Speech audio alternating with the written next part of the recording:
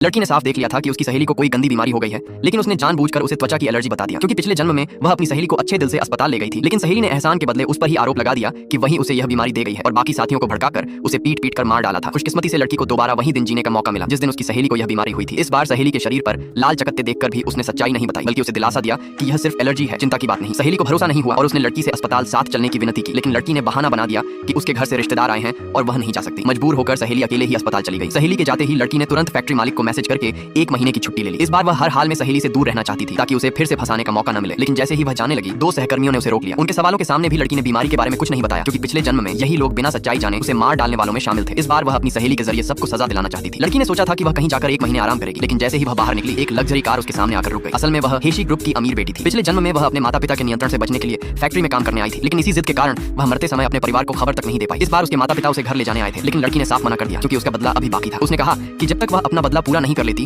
वह घर नहीं जाएगी। फिर भी एहतियात के तौर पर उसने अपने काम की जगह परिवार को बता दी। अब परिवार का सहारा मिलने के बाद उसे पूरा भरोसा था कि वह सहेली की साजिश को बेनकाब कर देगी। उसके भाई को चिंता थी कि कहीं उसे फिर से कष्ट न झेलना पड़े, इसलिए उसने तुरंत आदेश देकर उस फैक्ट्री को ही खरीद लिया। आधे घंटे बाद सहेली का फोन आया और उसने विनती की कि वह कुछ दिनों के लिए वापस हॉस्टल आकर उसके साथ रहे, लेकिन लड़की ने तुरंत मना कर दिया। उसे समझ आ गया था कि सहेली को अब अपनी बीमारी का पता चल चुका है और वह फिर से उसे बलि का बकरा बनाना चाहती है। लड़की ने बहाना बनाया कि उसे इस महीने रिश्तेदारों के साथ रहना है और फोन काट दिया। इसके बाद भाई उसे कार से उसके किराए के घर छोड़ने जा रहा था, लेकिन रास्ते में ही 2 सहकर्मियों ने उन्हें देख लिया। कार में खुश बैठी लड़की को देखकर उन्होंने तुरंत यह मान लिया कि वह किसी अमीर आदमी के साथ जुड़ गई है और उन्होंने तुरंत यह बात बाकी लोगों को बता दी। इसका अगला पार्ट देखने के लिए चैनल को सब्सक्राइब करें।